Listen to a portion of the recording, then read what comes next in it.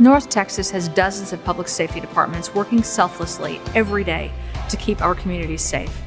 Each department, both police and fire, provide wonderful career choices that come with built-in families and support of all who are dedicated to serving our community.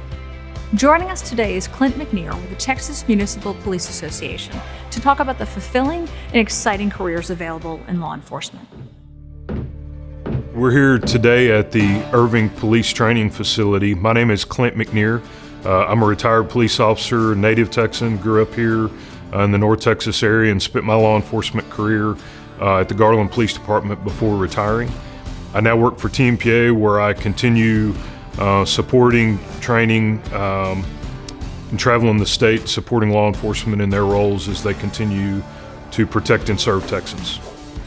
We're often asked what you can do as a police officer, and many people think because of TV, riding around in a police car in a uniform is the only thing, and the truth is much different than that. There's horseback, there's canine officers. I have friends that fly helicopters for police departments.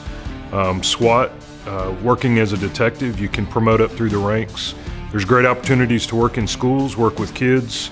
As an investigator, there's a lot of roles in addition to just kind of riding around in a police car for young men and women that want to serve in some capacity. There's various roles to do that. Young people often ask how they can get into law enforcement. It's a great question. It starts early. Good choices when you're in school, not getting a criminal history. Good choices as you graduate from school, high school, to move on to that next career path is a good start for that. There's several avenues that you can do that. Post-military, if you've served in the military, many police departments are looking for prior military personnel that have good discipline and a background of service in helping others. You can reach out to police academies at a community college and put yourself through a police academy. And we're here at Irving Police Academy today.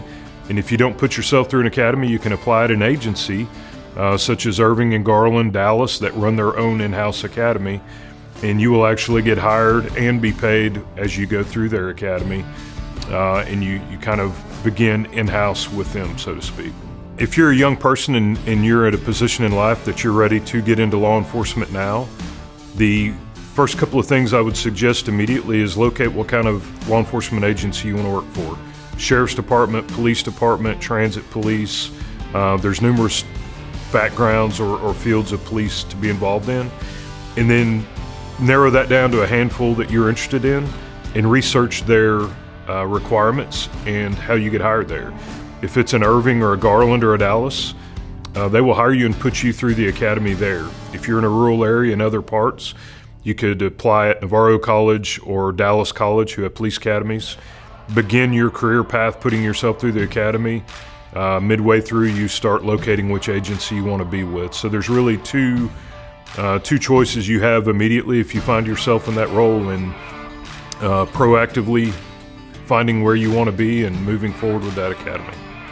So once you've applied at an academy and been accepted, or a law enforcement agency that will put you through their academy, what you can expect is for the next 3 to 5 months, you'll be in a academy environment similar to college.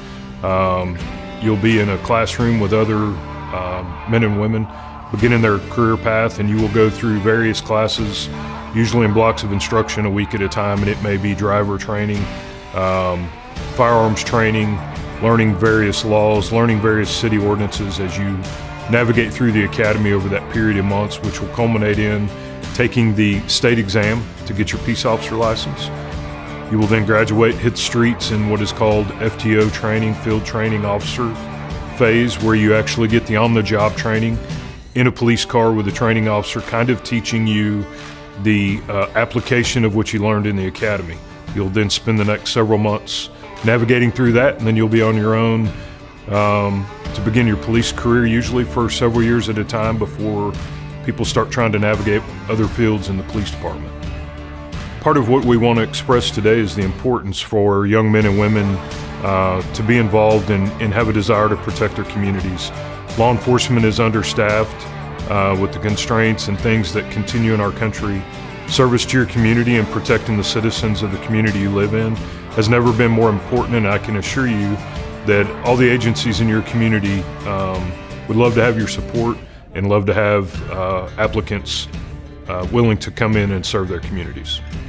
It's often said that law enforcement isn't just a job, it is a lifestyle or it's a family, and that is exactly true. And as you begin your police career, you'll find that the people that you work around are family, and when those people, your lives could depend on them daily during calls, it truly becomes a family. The people I went through the academy with 30 years ago, our children grew up together. We do family events together, cookouts and Easter egg hunts together. And when you place your lives in the hands of your friends and your coworkers, it's truly not a job. It's a profession that is a family.